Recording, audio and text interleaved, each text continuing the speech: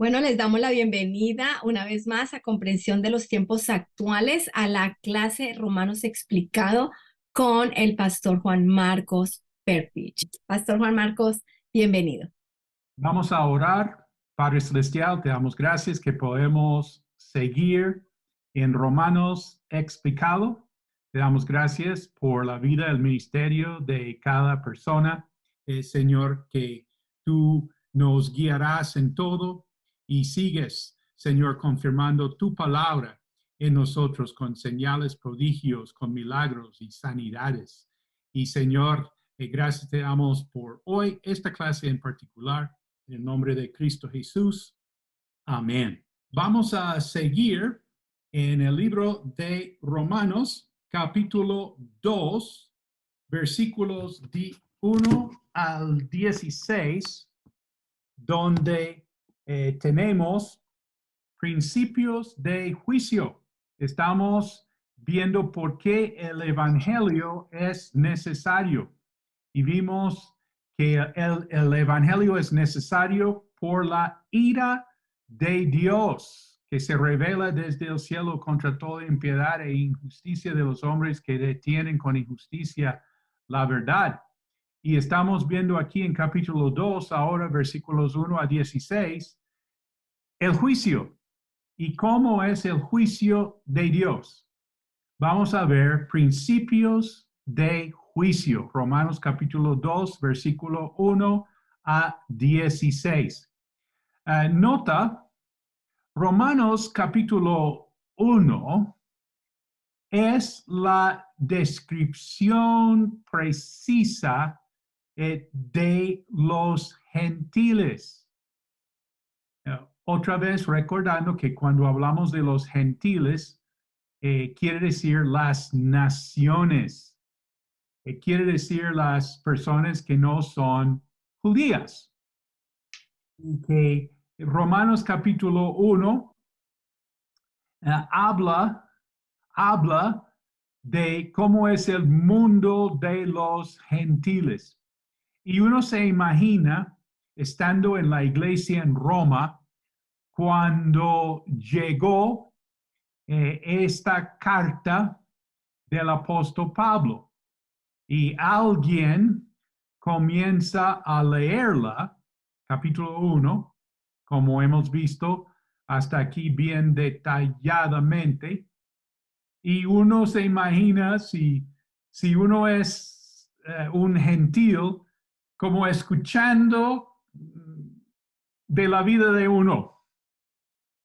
Me acuerdo que una señora que había invitado a su esposo inconverso a la iglesia por primera vez y yo le pregunté, ¿y cómo le pareció a él? Y entonces ella me dijo, no, que mi esposo está furioso. Y yo, ¿pero por qué?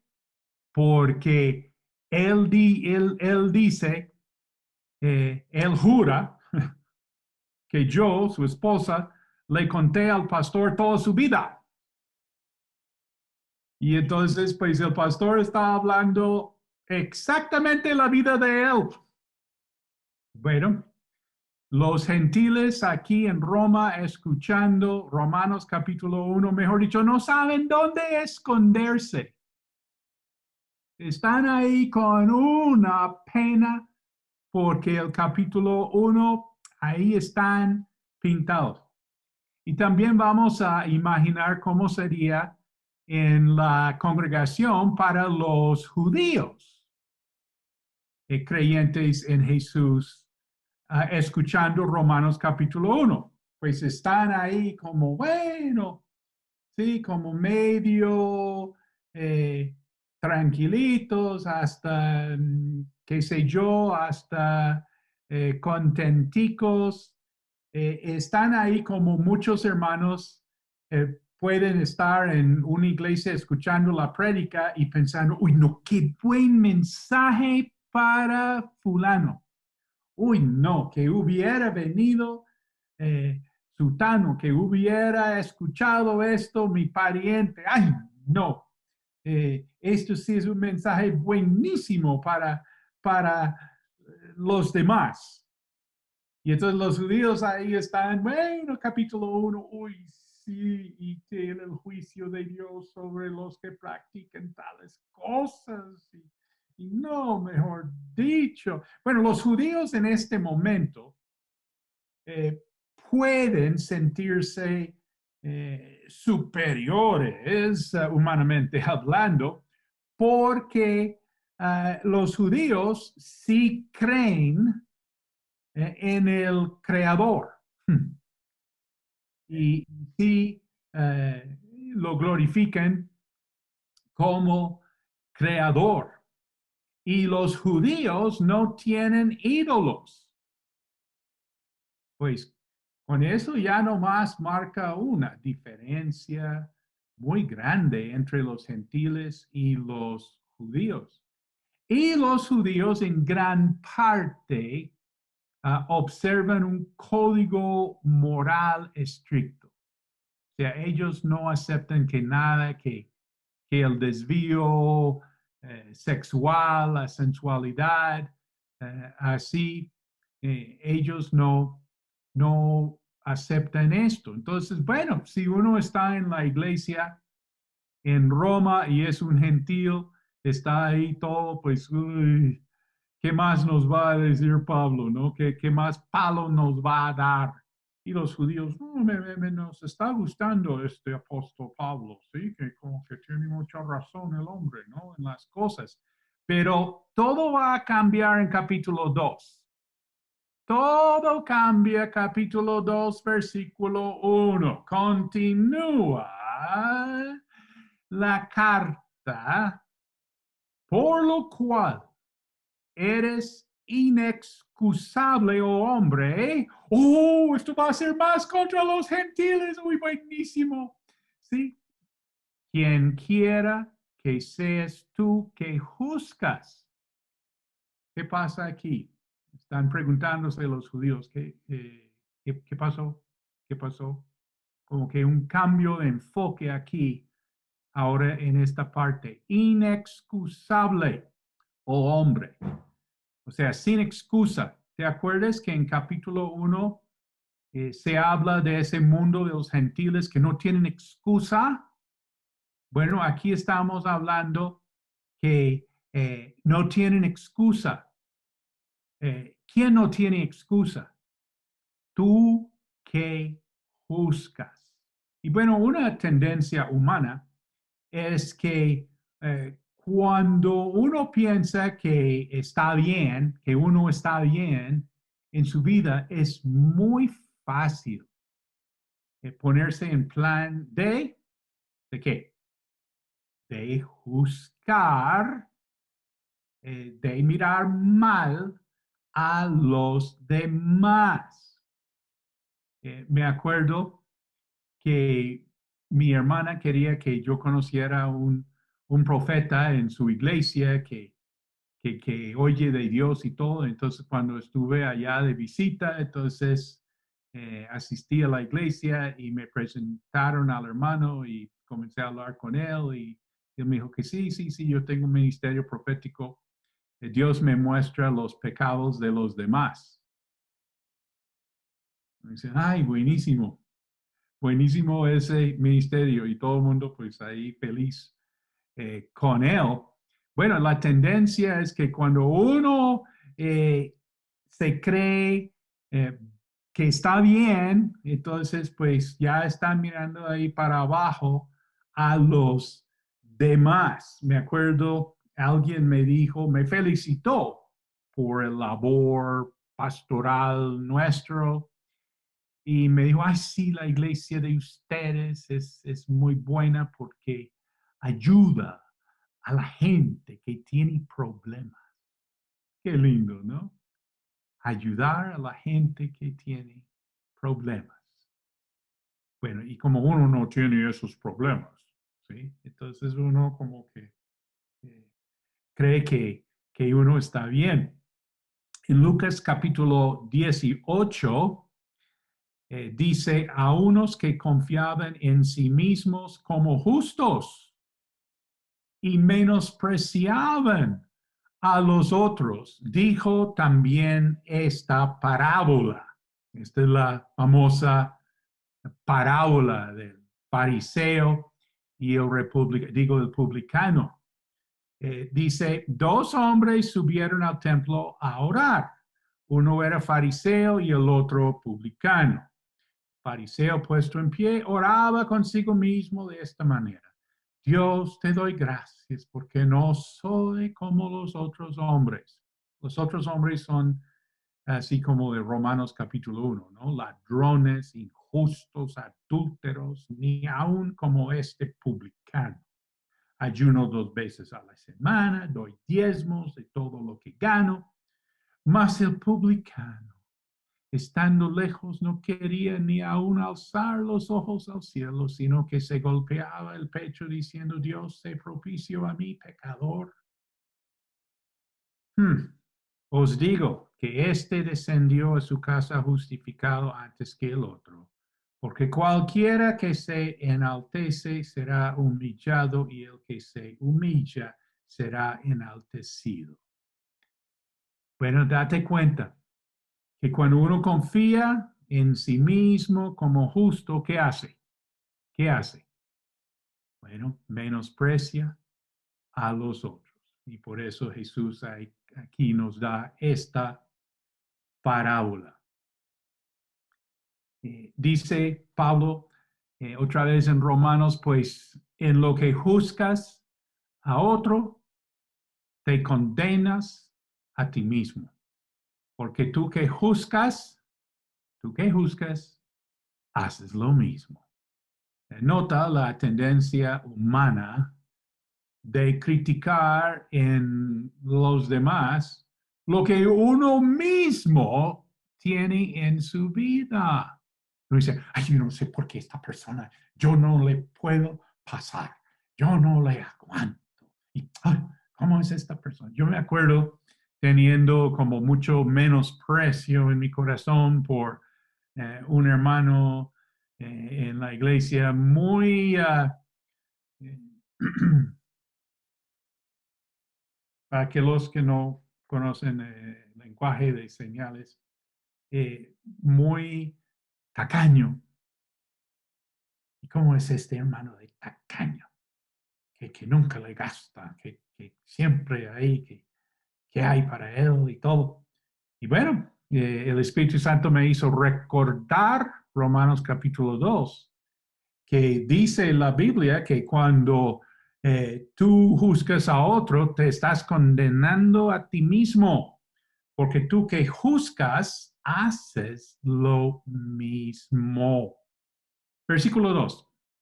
Mas sabemos que el juicio de Dios, ¿quieres subrayar en tu Biblia física? Vamos a hablar del juicio de Dios. Estamos viendo por qué el Evangelio es necesario, porque tenemos el juicio de Dios. Casi nadie habla del juicio de Dios, casi nunca se oye hablar del juicio de Dios. Pero es lo primero que tenemos aquí en Romanos. Sabemos que el juicio de Dios contra los que practican tales cosas es según verdad. Entonces, el primer principio del juicio de Dios es, punto 1, según la verdad. ¿Qué quiere decir según la verdad? Pues quiere decir que Dios sabe todo.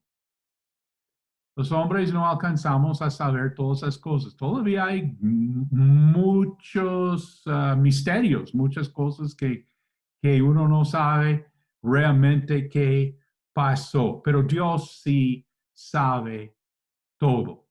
El otro día estuvimos hablando con la familia que si en el cielo vamos a tener preguntas y vamos a preguntar, oye, Señor, ¿qué pasó con tal cosa? ¿No? Porque realmente en toda la vida nunca se llegó a saber realmente qué fue. Y bueno, un ejemplo para mí muy eh, importante fue el asesinato del presidente John F. Kennedy. Ocurrió cuando yo tenía 8 años de edad. y fue un viernes por la tarde y saliendo del colegio, las monjas dijeron,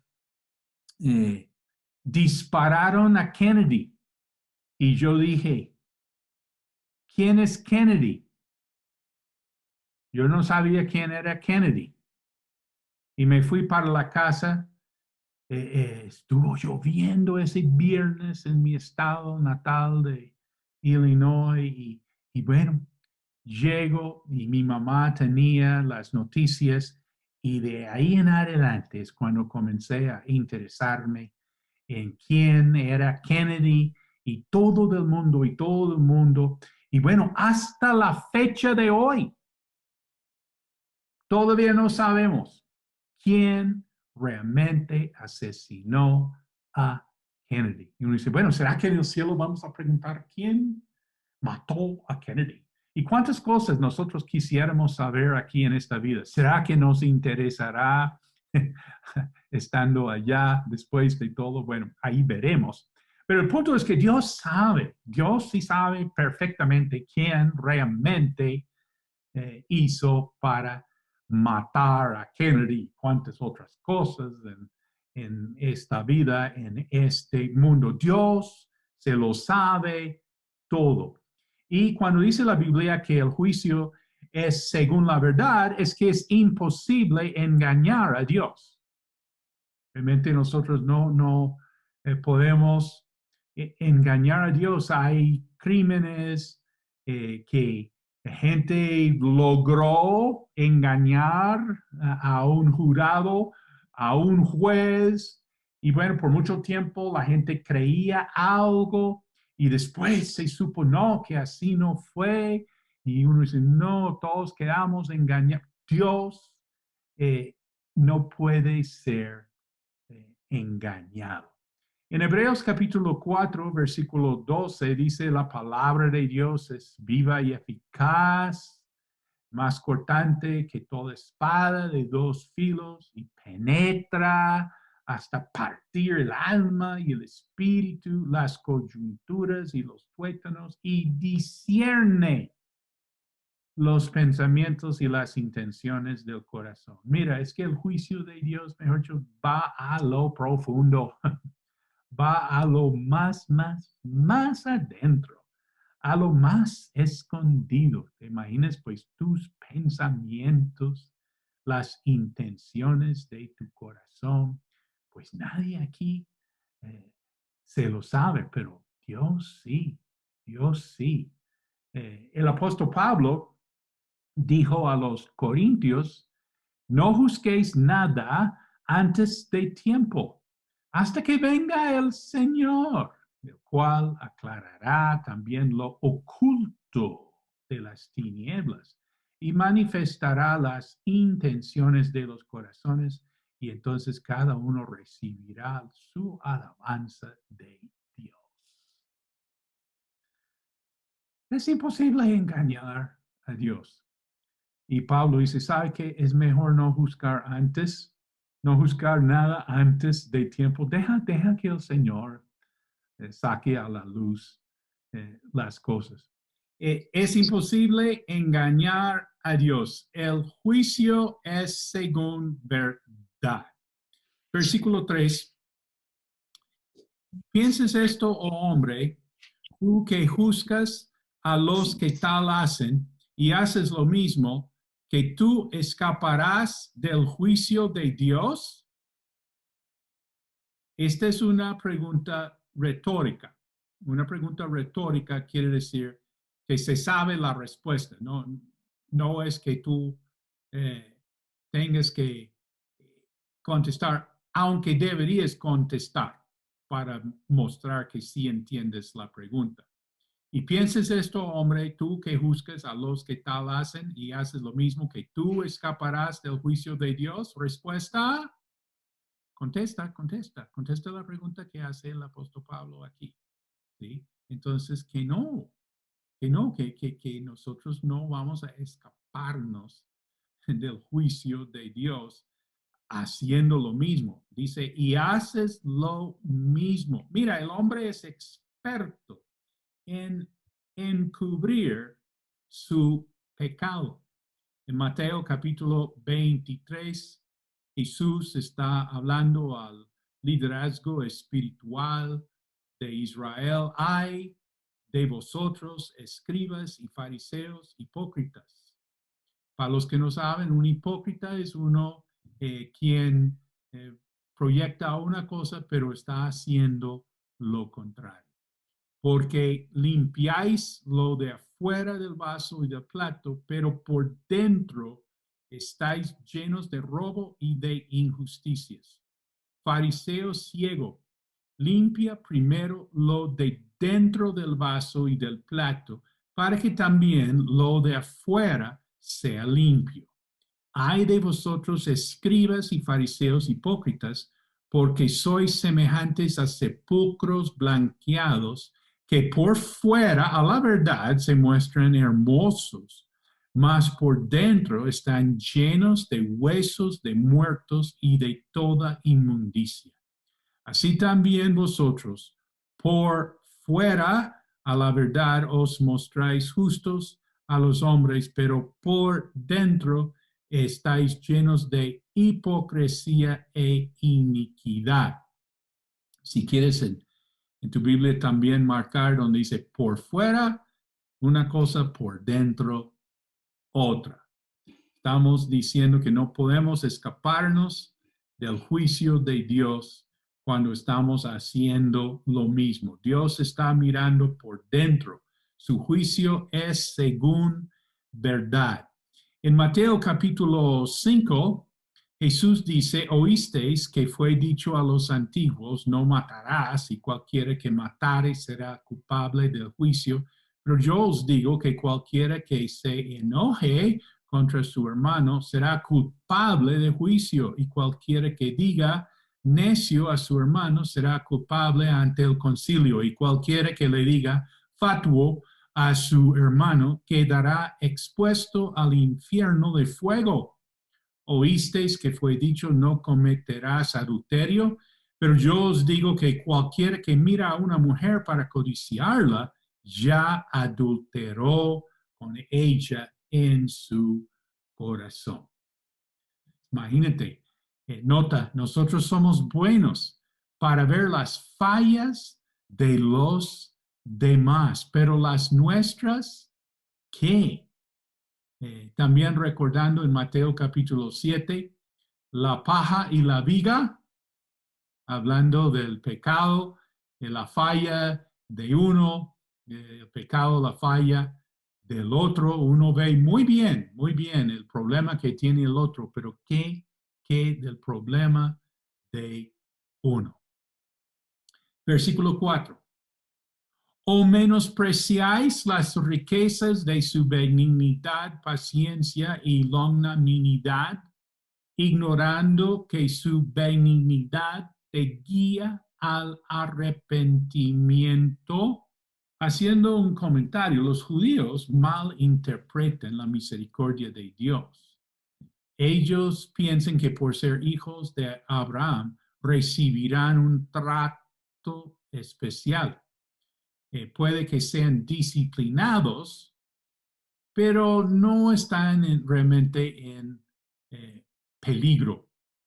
Si Dios ha sido bueno contigo, quiere decir que si Él no te ha castigado realmente de acuerdo con lo que tú mereces, eso no es para que sigas en el pecado. Una persona, un cristiano viviendo en pecado, dijo, no, pero Dios todavía me quiere. Dios todavía me bendice. Y bueno, no se lo puedo negar.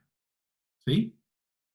Pero según Romanos, cuando Dios es paciente con uno, si Dios es benigno con uno, eso no es para seguir mal, no es para seguir en el pecado, ¿sí? Dice, ignorando que su benignidad te guía al arrepentimiento. O sea, uno debería decir, sí, yo estoy mal y Dios ha sido bueno conmigo, ha sido paciente conmigo, pero eso no es para seguir. seguir en lo mismo. Esto es para cambiar. Nota, tener privilegios, vamos a ver los privilegios que tienen los judíos, es tener responsabilidad. A través del profeta Amós, a vosotros solamente he conocido de todas las familias de la tierra, por tanto os castigaré por todas vuestras maldades. Es que Israel tiene privilegios, pero esto trae responsabilidad. Volviendo a Romanos versículo 5, pero por tu dureza y por tu corazón no arrepentido, atesores para ti mismo ira para el día de la ira y de la revelación del justo juicio de Dios. Aquí tenemos otro principio de juicio. Es que el juicio, la ira, se atesora.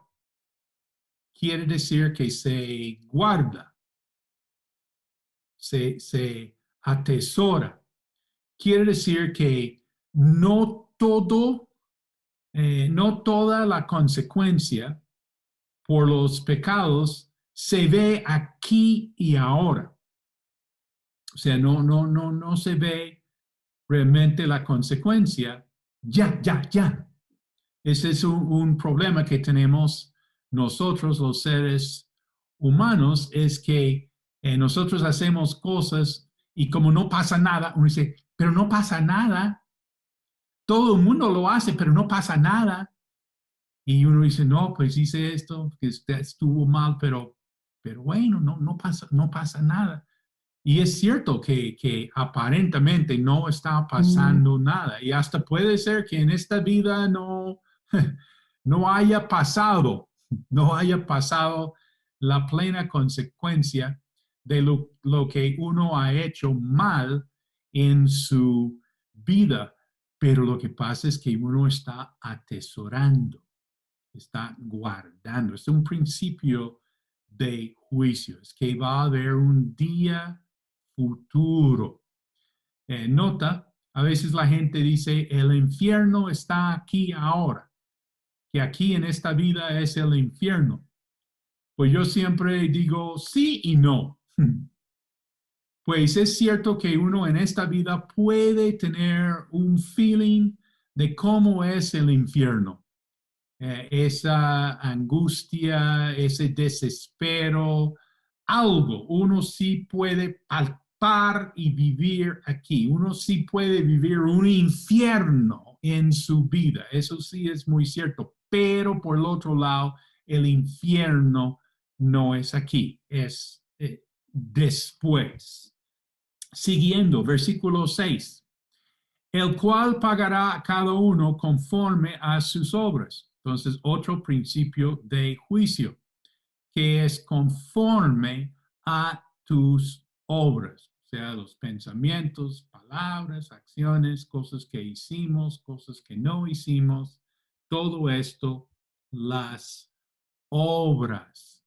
Versículos 7 a 10. Vida eterna a los que perseverando en bien hacer buscan gloria y honra e inmortalidad, pero ira y enojo a los que son contenciosos y no obedecen a la verdad, sino que obedecen a la injusticia. Tribulación y angustia sobre todo ser humano que hace lo malo, el judío primeramente y también el griego. Pero gloria y honra y paz a todo el que hace lo bueno, al judío primeramente y también al griego. Nota, aquí tenemos pues toda la humanidad. Quiere decir que uno va a encontrarse en una o la otra lista. Es que solamente son dos listas aquí, hay solamente dos categorías. Hay dos clases de personas en este mundo según la Biblia. Bueno, el punto es que o estoy en una de estas listas o estoy en la otra. Versículo 11. Porque no hay acepción de personas para con Dios. Principio de juicio, no hay acepción de personas. Quiere decir que es la misma Biblia para todas las naciones, para todos los países, todas las gentes. ¿Sí? No es una Biblia para la gente de allá y otra Biblia para la gente de acá. Versículos 12 a 15. Porque todos los que sin ley han pecado, sin ley también perecerán. Haciendo un pare aquí. ¿Qué pasa con la gente que no tiene la Biblia?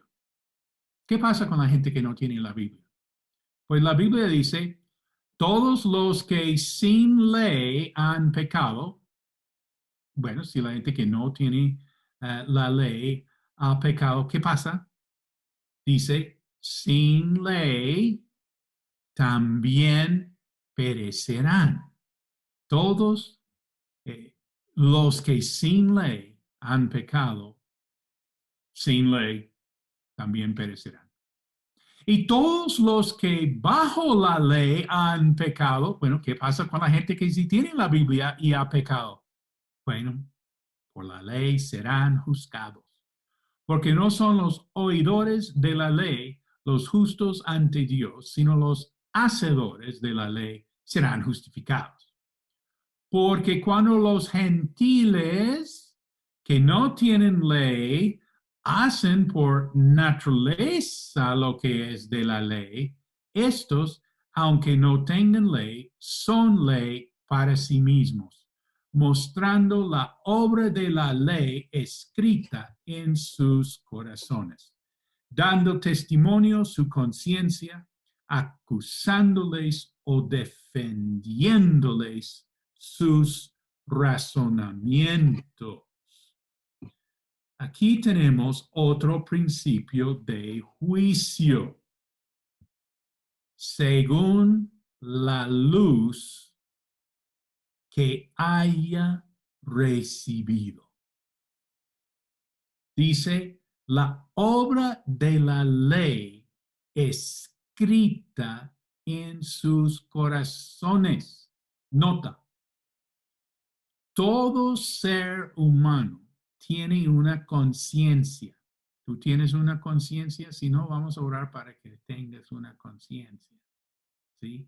La conciencia es esa parte del ser humano que, según Romanos, acusa o defiende a uno. Es como ese campanazo que suena cuando uno ha hecho mal. Es como ese feeling de satisfacción, de contentamiento cuando uno ha hecho bien. ¿Alguien sabe qué es ser como reprendido por su conciencia? Y bueno, alguien también sabe cómo es ser felicitado por la conciencia. Confío que no hayas solamente hecho mal en tu vida, que de vez en cuando hayas hecho algo bien. Y bueno, haciendo un paréntesis, de aquí sale la verdadera autoestima. ¿Sí? La autoestima se adquiere cuando uno hace el bien. ¿Sí? Por eso, en la educación hay que enseñar a las personas a hacer el bien. Así uno va a ser defendido por su conciencia, se va a sentir bien, va a tener su autoestima en alto y va a ser algo genuino, no va a ser una mentira, es una mentira diciendo a la gente que puede hacer mal en su vida y sentirse bien, tener buena autoestima. En una tribu indígena, los nativos contaban a los misioneros de un hombre pequeño que vive en el corazón, dentro del corazón de uno. ¿Quién les dice cuando han hecho bien y cuando han hecho mal? Esto es exactamente lo que está diciendo el apóstol Pablo aquí, de tener la obra de la ley escrita en sus corazones. No tienen una Biblia, ¿me entiendes? Pero sí tienen su conciencia, tienen la obra de la ley escrita en sus corazones. Si te llama la atención este tema, yo creo que cualquier estudiante de la psicología necesita estudiar primero Romanos. No manda ningún joven a la universidad a estudiar psicología antes de haberle enseñado el libro de Romanos. Y un libro que expone mucho sobre este tema de la conciencia es El cristianismo y nada más, Mere Christianity, por C.S. Lewis. Bueno, siguiendo, nota, vemos que Dios sí habla, Dios se revela en la creación y ahora estamos viendo en la conciencia, las dos Cs, ¿no? La creación y la conciencia. Hablando un poquito más sobre la conciencia, entendemos que las costumbres, los valores, las culturas varían. Eso sí depende, ¿sí? Eso sí hay diferencias. Pero el hombre sí sabe en todas partes, en todos lugares y en toda época que está mal ser egoísta. El egoísmo nunca se estima en una sociedad. Eso sí, todo el mundo sabe que eso es estar mal. Un ejemplo, hay culturas donde uno puede tener una esposa o dos esposas, 5 esposas, pero en ninguna cultura puede un hombre tener todas las mujeres que quisiera, sin ser reconocido, señalado como egoísta, que está mal. En Lucas capítulo 12, versículo 48, vemos que no todo el mundo tiene la misma luz en su vida. Jesús dice, el que sin conocer la ley hizo cosas dignas de azotes, será azotado poco, porque a todo aquel a quien se haya dado mucho, mucho se le demandará.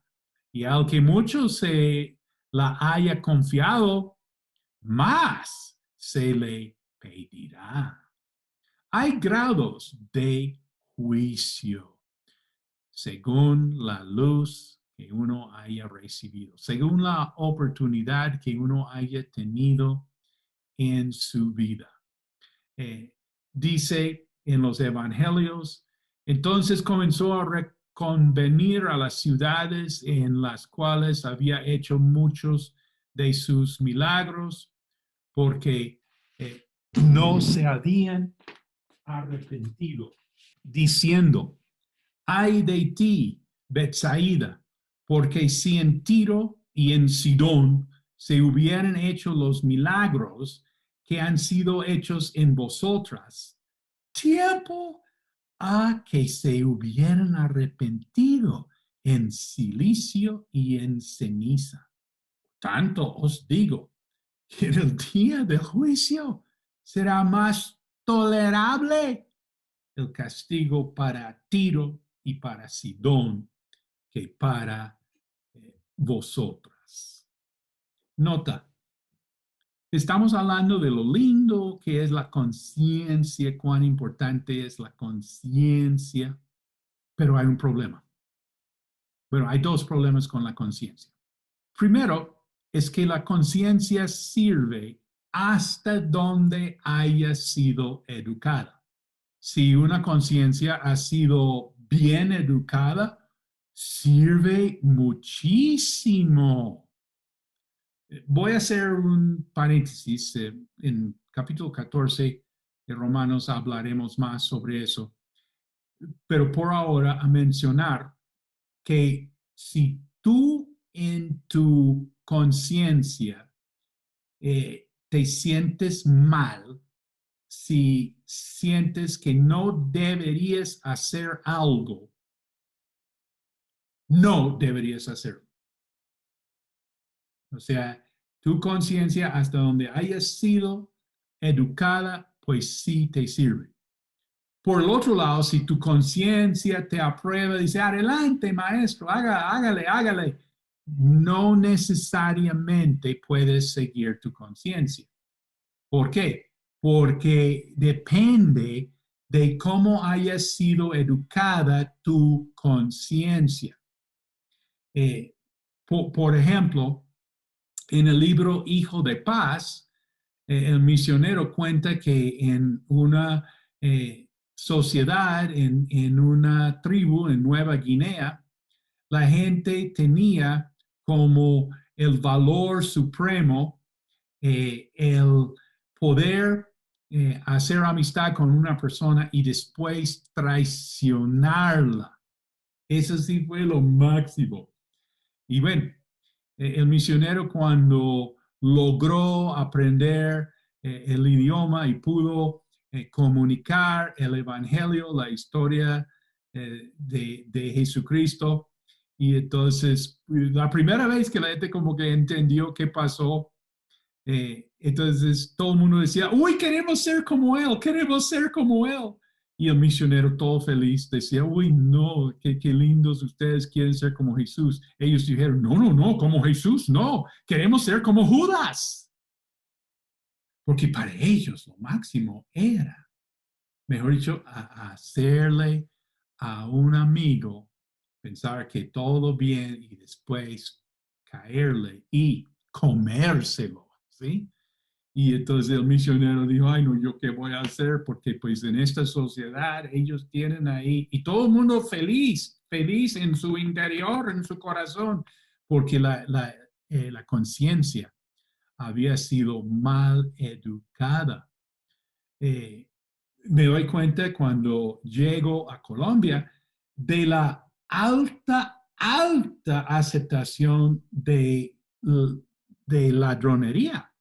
Me doy cuenta que está, pues, sí, o sea, eso está en todas partes. Sí, o sea, la gente está tranquila, pero de verdad tranquila. Uno dice, bueno, pues depende de cómo uno haya sido educada, si uno puede, si su conciencia le puede servir o no.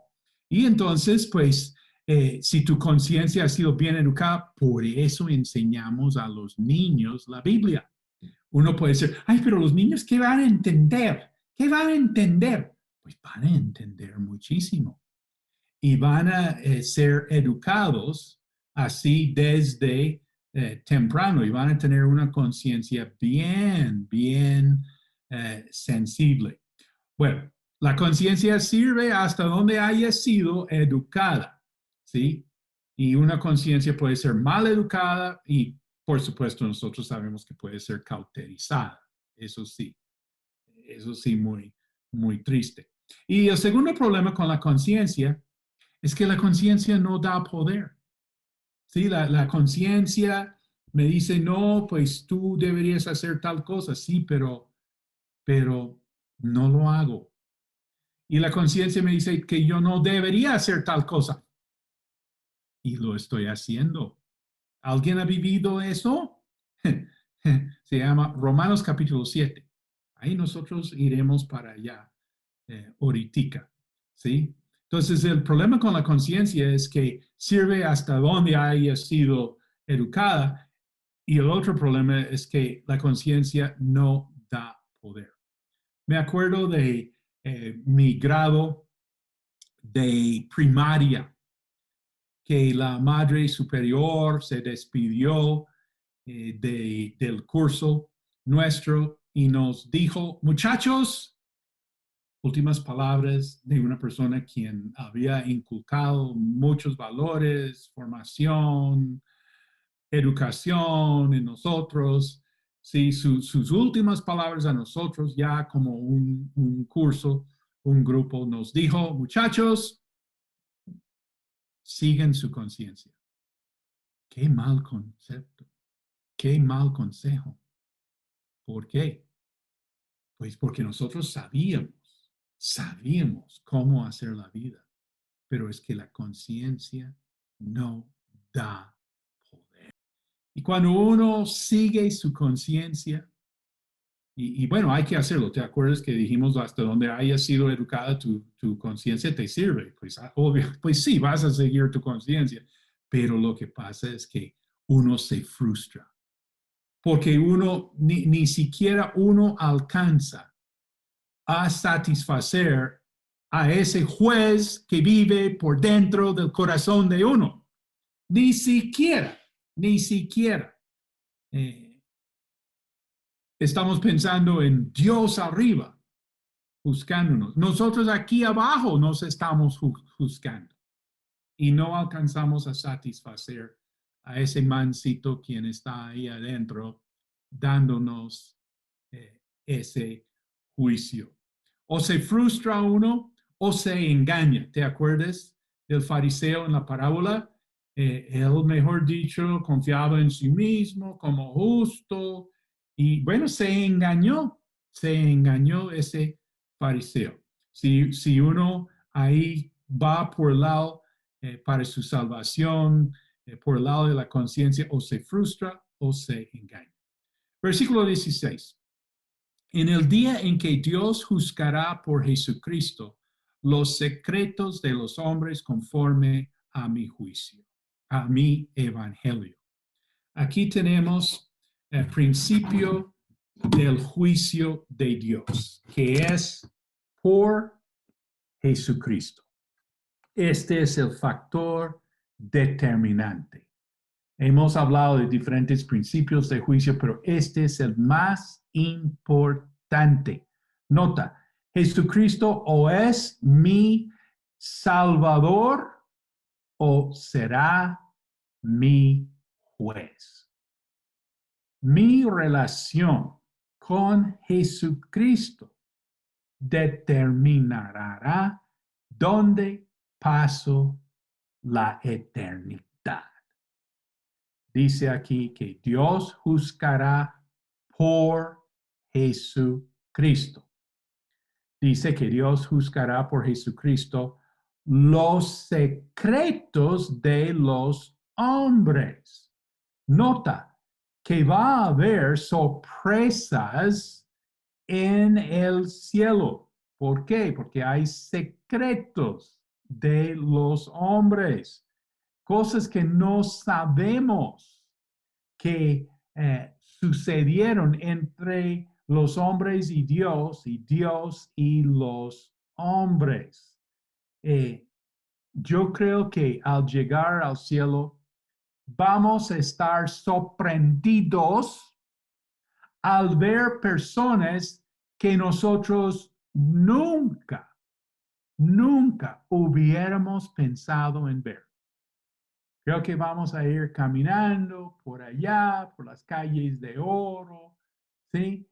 Y vamos a ir por allá y vamos a decir, oye, mira, ahí está fulano está aquí en el cielo. No puede ser. Sí, ahí está, lo vi, ahí está. ¿Verdad? Y vamos a ver gente que nosotros, no, ¿cómo puede ser? Creo que va a haber mucha sorpresa en el cielo. ¿Por qué? Porque hay secretos de los hombres. Por el otro lado, también creo que va a haber sorpresas no gratas, no tan gratas. Que vamos a ir por allá 1000 años, 2000 años, 10,000 años y vamos a decir, oye, no me he visto con fulano. ¿Tú? No, yo tampoco. No, pero tiene que estar por acá, vamos a mirar, ¿sí? Y vamos a ir y vamos a revisar el libro ahí de los invitados y no está, fulano de tal, no está. Vamos a quedar boca abierta, porque hay secretos, es que hay secretos de los hombres. Siguiente nota, Hay personas quienes practican la verdad. Juan capítulo 3, Jesús dice, de tal manera amó Dios al mundo que ha dado a su Hijo unigénito para que todo aquel que en él cree no se pierda, mas tenga vida eterna. Porque no envió Dios a su Hijo al mundo para condenar al mundo, sino para que el mundo sea salvo por él. El que en él cree no es condenado, pero el que no cree ya ha sido condenado, porque no ha creído en el nombre del unigénito Hijo de Dios. Y esta es la condenación. Estamos con este tema, ¿no? Del juicio de Dios. Que la luz vino al mundo y los hombres amaron más las tinieblas que la luz, porque sus obras eran malas.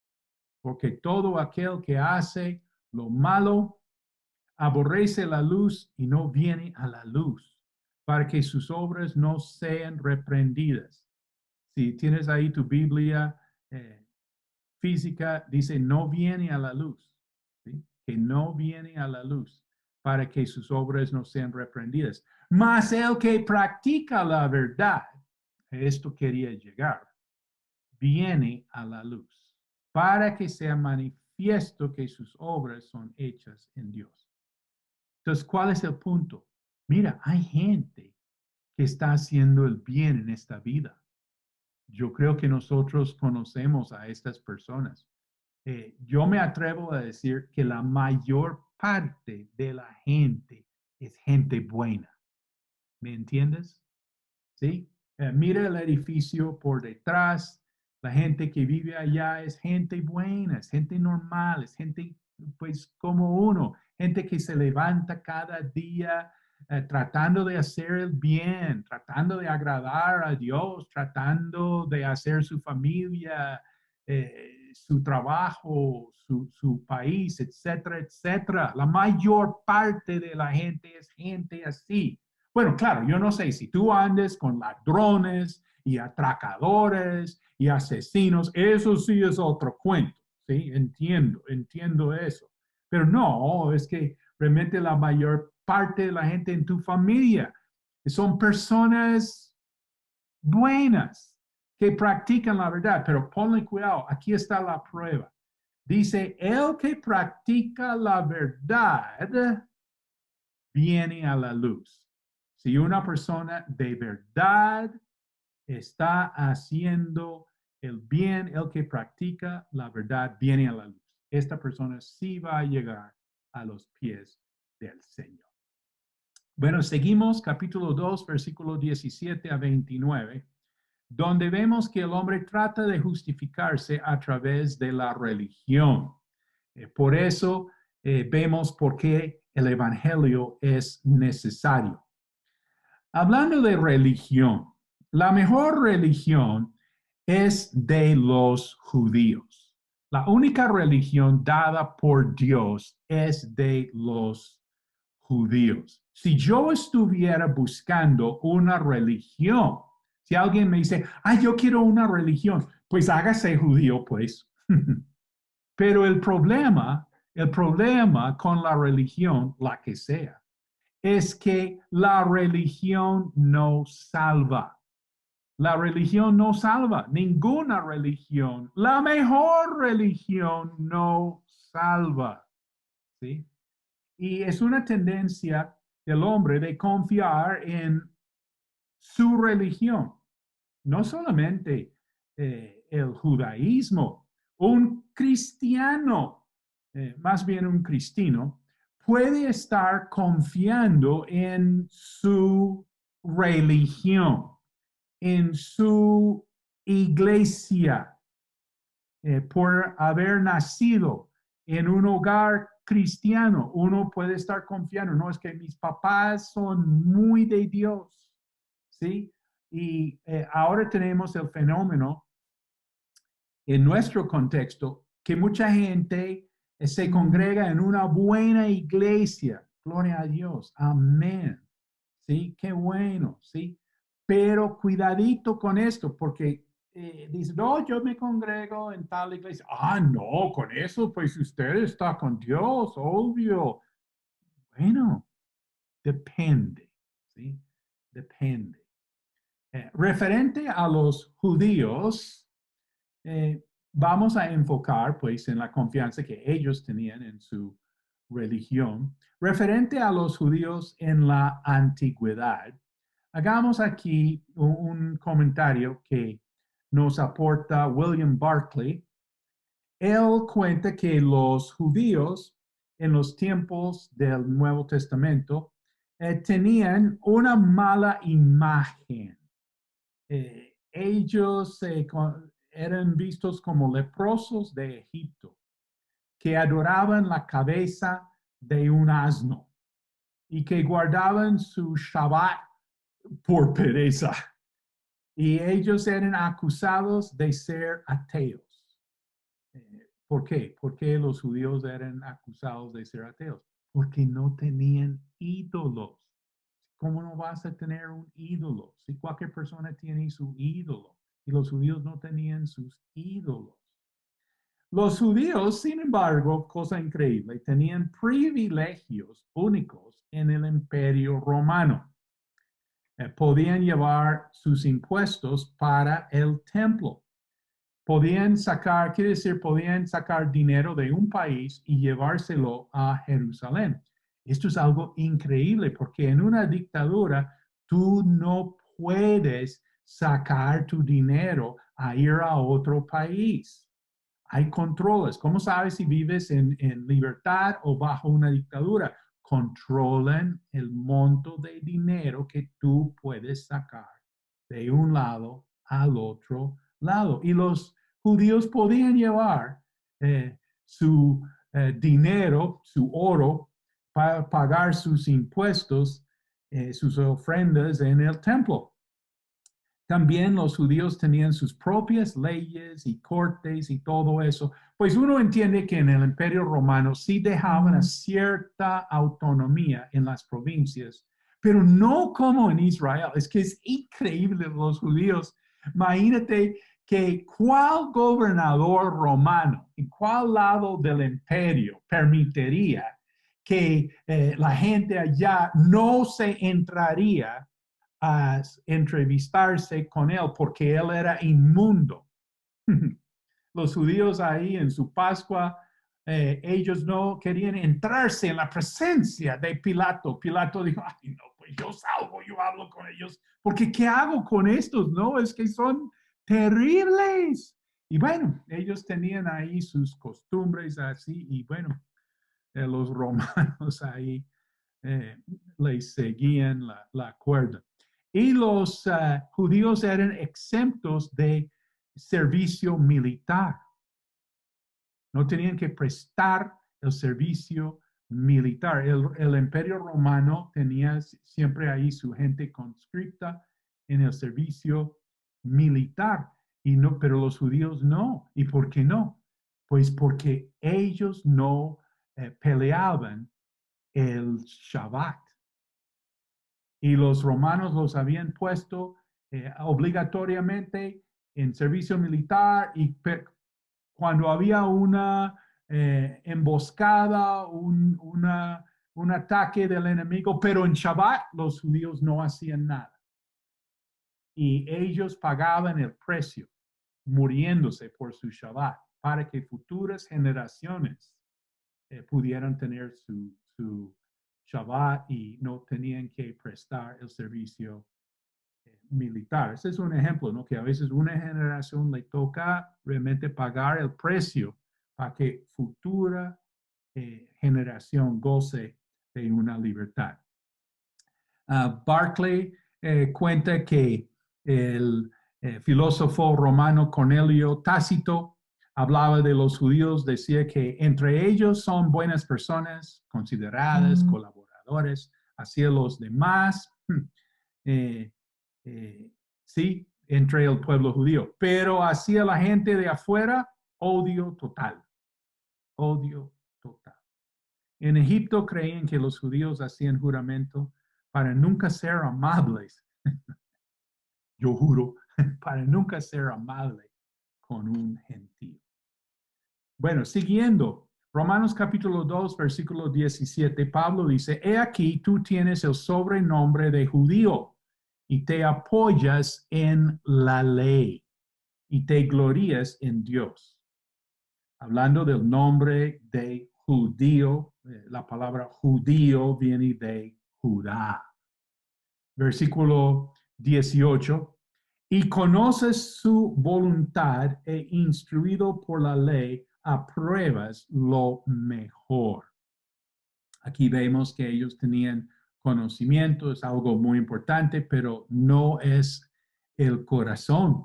Versículo 19-20. Y confías en que eres guía de los ciegos, luz de los que están en tinieblas, instructor de los indoctos, maestro de niños, que tienes en la ley la forma de la ciencia y de la verdad. Bueno, como confiaditos, ¿no? Confiaditos en ellos mismos. Y nota, en realidad, los judíos hubieran podido ayudar mucho al mundo de los gentiles. Hay un libro que se llama Ninguna de estas enfermedades, escrito por un médico cristiano quien sacó del Antiguo Testamento todas las cuestiones para la salud. Si el mundo científico, dice que es científico de los gentiles, tienes que entender que la ciencia, la verdadera ciencia está en un proceso, siempre está en un aumento, pero la ciencia que tenían los gentiles ahí para la salud era algo terrible y ciertos procedimientos del Antiguo Testamento hubiera salvado la vida. O sea, los judíos hubieran podido ayudar mucho a este mundo, ¿sí? Pero bueno, dice versículo 21-22, tú pues que enseñes a otro, no te enseñes a ti mismo. Tú que prediques que no se ha de hurtar, hurtas. Tú que dices que no se ha de adulterar, adulteras. Tú que abominas de los ídolos, cometes sacrilegio. Estas son preguntas retóricas, ¿sí? Quiere decir, contestemos. Tú que enseñas a otro, no te enseñas a ti mismo, pues la respuesta es ¿qué? Pues en realidad no. No estás enseñándote a ti mismo, ¿sí? Hablando aquí de hurtar en el tema de los negocios, hurtar en los negocios. Y aquí se habla de adulterar. Bueno, Jesús habló de adulterar, si no es así en acto físico, presencial, en el corazón, adulterar en sus corazones. Y aquí dice algo terrible, dice, tú que abominas de los ídolos, cometes sacrilegio. Cosa curiosa que quienes manejaban el tráfico de los ídolos robados, revendiéndolos ahí al mejor comprador porque había ídolos que daban buen resultado y la gente quería estas energías en su vida, ¿sí? ¿Quién estaba detrás de eso? Imagínate. Bueno, versículo 23. Tú que te jactas de la ley, con infracción de la ley deshonras a Dios. Pues la respuesta es que sí. Deshonraban a Dios. ¿Cómo? Bueno, tapando el pecado, haciendo el equivalente. Por ejemplo, dice que el amor al dinero es una idolatría. También olvidándose del amor, dejando lo más importante de la ley, la justicia, la misericordia y la fe. Y te acuerdas del orgullo que vimos en la parábola en Lucas 18. Un libro sobre este tema, honradez, moralidad y conciencia, por Jerry White. Versículo 24. Porque como está escrito, el nombre de Dios es blasfemado entre los gentiles por causa de vosotros. Qué triste falla del pueblo de Dios. En lugar de atraer a las naciones, y sabes que el reino de David fue el momento en que ya las naciones debían haberse acercado, pero el pecado de él hizo un efecto incalculable, ¿sí? el nombre de Dios es blasfemado entre los gentiles por causa de vosotros. Uno no se imagina el daño que causó el pecado de David con Betsabé.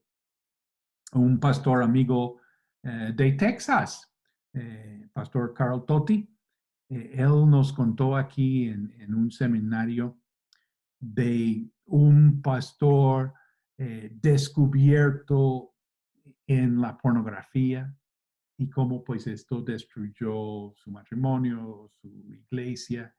Y Carl Totti nos contó pues lo que siempre a él le dio tan duro a él, al hermano Carl, fue la hija de este pastor, porque la hija de este pastor, antes de sacar a la luz todo eso, era una niña pues tan llena de Dios y tan, sí, del ministerio, del llamado y todo, pero cuando su papá fue descubierto en la pornografía, eso la acabó, ¿sí? Y pues Carl dijo, no, yo me tengo que guardar, esto no se puede tolerar, si esto destruye. Es un efecto incalculable. El nombre de Dios es blasfemado entre los gentiles por causa de vosotros. Nota, el único Jesús que muchas personas van a conocer eres tú. Siguiendo, versículo 25 a 29. Vamos a hablar sobre la circuncisión. El concepto judío de la circuncisión es que es, bueno, requisito para llegar al cielo. Ningún incircunciso puede estar en el cielo. Si hay un gentil, un incircunciso, tan bueno que tiene que ser dejado entrar al cielo, o sea, es demasiado bueno para ir al infierno. Entonces, un ángel le va a circuncidar para poder entrarse al cielo.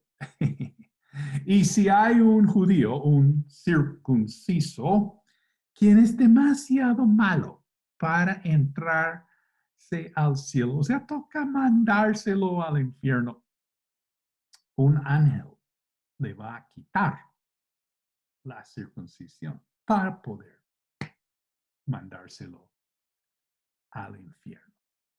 El concepto bíblico es que la circuncisión es señal externo, es marca de propiedad, es membresía en el pueblo de Dios, que uno es de la nación de Israel, es del pacto, y la circuncisión es de valor si uno guarda la ley.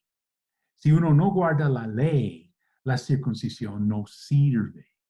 O sea, la desobediencia cancela el beneficio. Nota, el rito, el ritual sin relación no vale. Haciendo un paréntesis, el problema con el bautismo de los bebés. Uno dice, no, pero eso demuestra que son del pueblo de Dios, pero lo que pasa es que esto le hace gran daño a una persona, porque puede que nunca vea, nunca entienda su necesidad personal. ¿Cuántas veces personas me han dicho, no, yo soy cristiano, yo soy cristiano? ¿Por qué piensan que son cristianos? Pues porque fueron bautizados como bebés. Versículo 25 a 29. Pues en verdad la circuncisión aprovecha si guardas la ley. Pero si eres transgresor de la ley, tu circuncisión viene a ser incircuncisión. Si pues el incircunciso guardare las ordenanzas de la ley, ¿no será tenida su incircuncisión como circuncisión? Y el que físicamente es incircunciso, pero guarda perfectamente la ley, te condenará a ti, que con la letra de la ley y con la circuncisión eres transgresor de la ley. Pues no es judío el que lo es exteriormente, ni es la circuncisión la que se hace exteriormente en la carne, sino que es judío el que lo es en lo interior. Y la circuncisión es la del corazón, en espíritu, no en letra. La alabanza del cual no viene de los hombres, sino de Dios. Este es un juego de palabras hablando de la palabra alabanza, la palabra para Judá, para judío, viene de alabanza. Bueno, nota, lo que Pablo está diciendo aquí no es un mensaje nuevo. En el Antiguo Testamento, Dice, circuncidaos a Jehová y quitad el prepucio de vuestro corazón. Y dice, he aquí vienen días en que castigaré a todo circuncidado y a todo incircunciso. Y en Deuteronomio dice, y circuncidará Jehová tu Dios tu corazón. Sí, o sea, lo que Pablo está poniendo aquí en Romanos no es un mensaje nuevo, que Dios siempre ha querido esta circuncisión de corazón. Pregunta, ¿hay circuncisión en el Nuevo Testamento? Sí, la respuesta es que sí, en Cristo, en la conversión. Dice, en él también fuisteis circuncidados con circuncisión no hecha a mano, al echar de vosotros el cuerpo pecaminoso carnal en la circuncisión de Cristo. Sí, o sea, nosotros sí tenemos esta circuncisión espiritual en Cristo cuando nos convertimos. Pregunta, ¿es necesario para el creyente circuncidarse? La respuesta es no. Pablo dice a los Corintios, ¿fue llamado a algunos siendo circunciso? Bueno, quédese circunciso. ¿Fue llamado a algunos siendo incircunciso? No se circuncide. La circuncisión nada es y la incircuncisión nada es, sino el guardar los mandamientos de Dios. Nota, tenemos un nuevo concepto de ser judío, basado en lo interior. Pablo hace referencia a esto en Filipenses. Dice, somos nosotros la circuncisión, los que en espíritu servimos a Dios y nos gloriamos en Cristo Jesús, no teniendo confianza en la carne. Bueno, entonces con este concepto que no es nuevo de ser judío, la pregunta, ¿Dios ha abandonado a su pueblo? Y la respuesta es no. Israel tiene propósito, sigue teniendo propósito en el plan de Dios. Así ha dicho Jehová, que da el sol para luz del día, las leyes de la luna y de las estrellas para luz de la noche, que parte el mar y braman sus ondas, Jehová de los ejércitos de su nombre. Si faltaran estas leyes delante de mí, dice Jehová, también la descendencia de Israel faltará para no ser nación. ¿Estás subrayando en tu Biblia física? Delante de mí eternamente. Así ha dicho Jehová. Si los cielos arriba se pueden medir y explorar abajo los fundamentos de la tierra, también yo desecharé toda la descendencia de Israel por todo lo que hicieron, dice Jehová.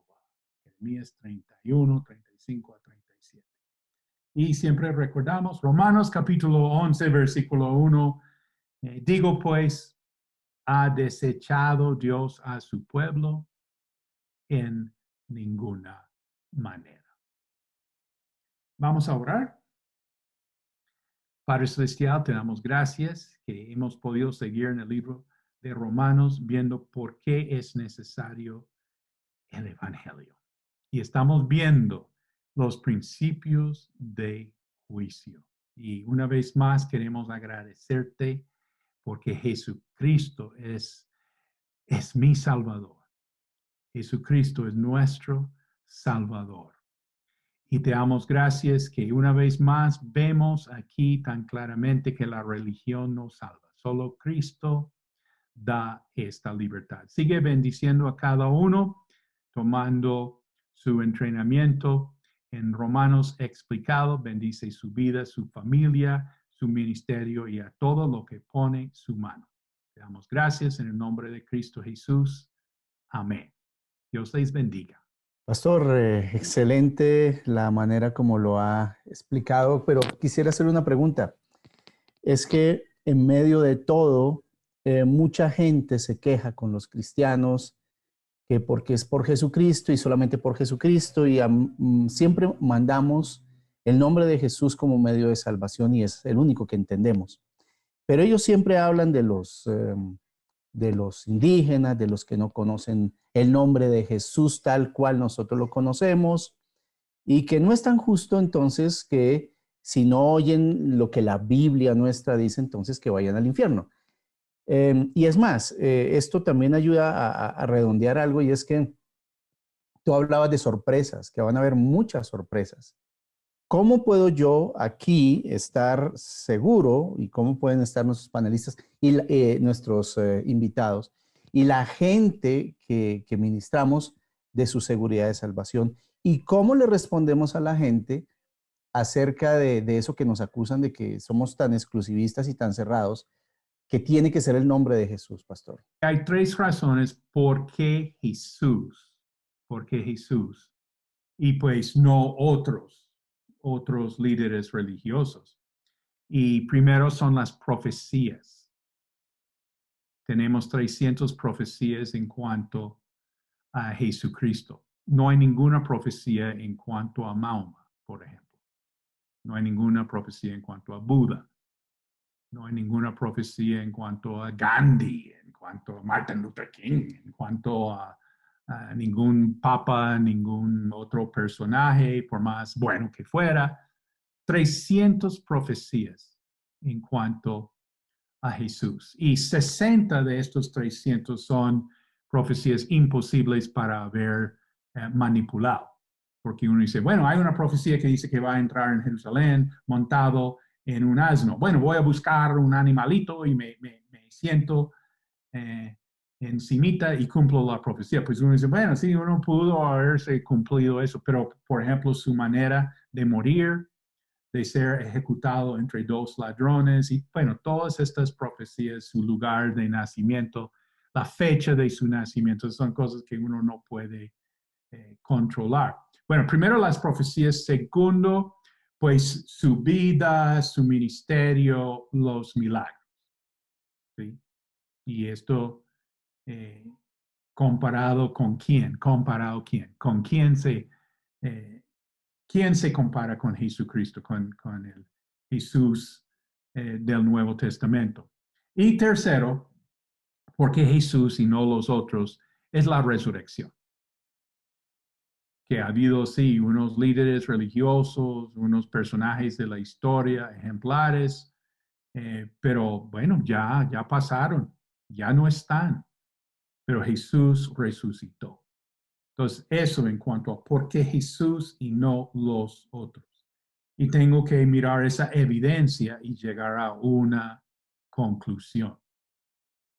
Bueno, eso fue un punto. Otro punto era en cuanto a los que no tienen la Biblia, que no han escuchado así el nombre de Jesús.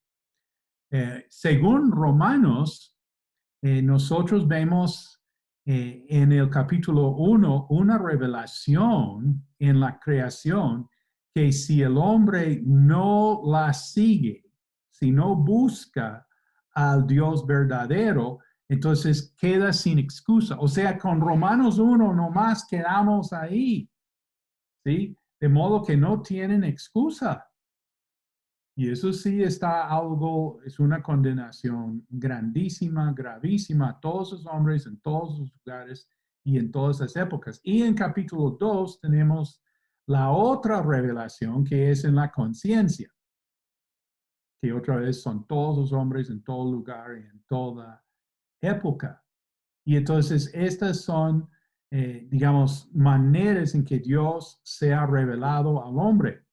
Ponle cuidado que uno no se salva a través de la creación y tampoco se salva a través de la conciencia, ¿sí? Sino que estas cosas le hacen a él buscar. Y nosotros mencionamos en un punto que si el hombre, el que busca, halla, al que pide, recibe, al que llama, se le abrirá.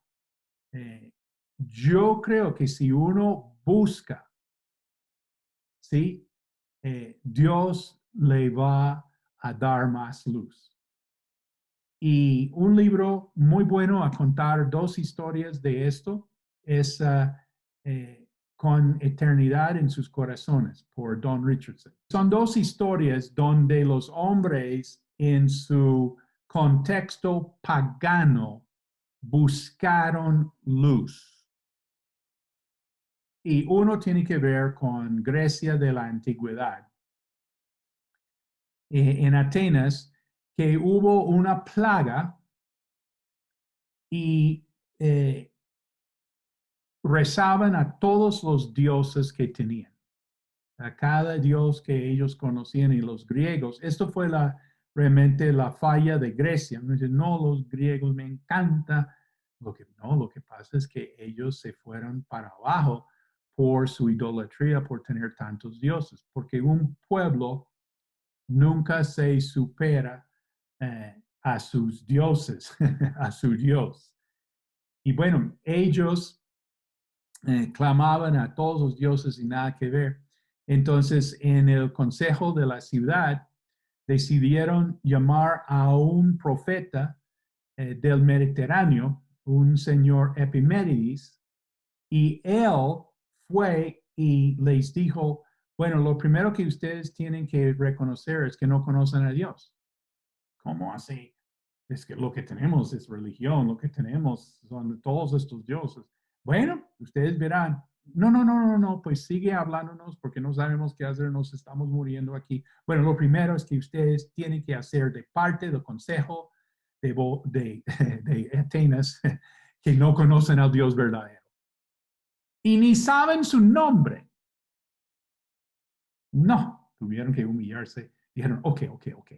Vamos a hacerlo. Vamos a reconocer como el consejo de esta ciudad que nosotros tenemos esa idolatría y no conocemos al Dios verdadero. ¿Y ahora qué hacemos? Y él dijo, bueno, vamos a poner unas ovejas así, vamos a soltar estas ovejas en la madrugada y vamos a ver si el Dios a quien nosotros no conocemos y no sabemos su nombre, ni siquiera sabemos cómo se llama, pero vamos a ver si Él en su misericordia aceptará alguna ofrenda de estos animales. Y entonces soltaron en la madrugada, así en un cerro, ahí donde había buen pasto para estos animales y siempre sería ir a comer, pero hizo una oración Epímenes y él dijo, bueno, no te podemos nombrar, ni sabemos cómo te llamas, pero si tú aceptarías, escoge tú cuál animal quieres tener. Y de repente comenzaban varios animales a recostarse. Algo totalmente raro, pero ¿por qué? Es que es la hora de comer, es la hora de andar y no así. Entonces fueron rapidito y sacrificaron estos animales y construyeron unos altares ahí rapidito, así, y se levantó la plaga. Bueno, pasó el tiempo y en el Consejo de Atenas dijeron, bueno, se están desbaratando estos altares, tenemos que guardar uno, aunque sea uno, a recordar cómo se levantó esta plaga por la misericordia de Dios a quien no conocemos. Entonces dijeron, bueno, ¿qué letrero ponemos? Pues, ¿cuál letrero? Sería poner al Dios no conocido. Bueno, 400 años después, Pablo señala ese altar y decir, el Dios a quien ustedes no conocen es el Dios. ¿Quién? Ha pasado en tiempos viejos la ignorancia de los hombres, pero ahora manda a todos, en todo lugar, a arrepentirse, porque Él levantó a Jesucristo de entre los muertos. Y bueno, volviendo a esta historia de 400 años antes, comenzaban poetas a escribir cosas en cuanto a Dios de diferente manera. Y uno dice, oiga, yo tengo una teoría que sí hubo un contacto con los judíos en Israel. Estamos precisamente en la época ¿qué? De Nehemías. Estamos en el tiempo así de Zorobabel, de Esdras, del regreso, de Torah siendo restaurado, así traducido a diferentes idiomas, al griego, etcétera, etcétera. Creo que hay mucho secreto ahí que pasa y que hay gente quien llegó a buscar a Dios. La otra historia tiene que ver con América Latina, tiene que ver con el Perú.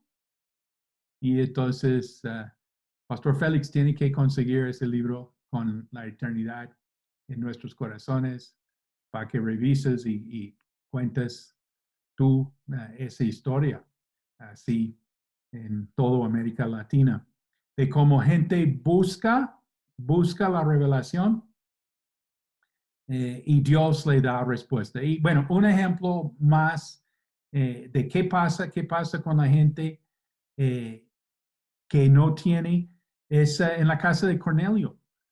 Estos romanos ahí, pues, Cornelio daba limosna. Él reconocía el propósito del Dios de Israel. Cornelio muy inteligente, muy inteligente. Y que sabía eso, pero no era salvo todavía. ¿Sí? No era salvo. Dios le tuvo que enviar, tuvo que encontrar un predicador. ¿Quién iría a la casa de Cornelio? ¡Qué dificultad! Esto sí es un mensaje muy importante para nosotros, que hay gente más interesada en escuchar el Evangelio que nosotros estamos interesados en llevarles el mensaje. ¿Sí? Entonces Pedro fue y predicó, tuvo que predicar. Y esto sí es muy importante. La fe viene por el oír y el oír por la palabra de Dios. Creo que otro punto en las preguntas era en cuanto a la seguridad de la salvación. La seguridad de la salvación. Uy, qué buen punto. Qué buen tema en cuanto a la seguridad de la salvación. Lo que estamos haciendo aquí en Romanos es dar la clase para los nuevos creyentes. Y esto es lo más básico que debería recibir un nuevo creyente. Es el libro de Romanos. Debería ser lo primero que él va a recibir. Y esto le va a dar una seguridad de su salvación. Precisamente viendo aquí la necesidad del Evangelio, viendo aquí los principios de juicio, viendo aquí el error de confiar en una religión, viendo aquí la verdadera circuncisión, la del corazón, y que tener nuestra salvación, o sea, ¿quién queremos que nos alabe? ¿Los hombres o Dios? Entonces tenemos ya la decisión, ¿cuál alabanza estamos buscando? ¿Cuál aprobación?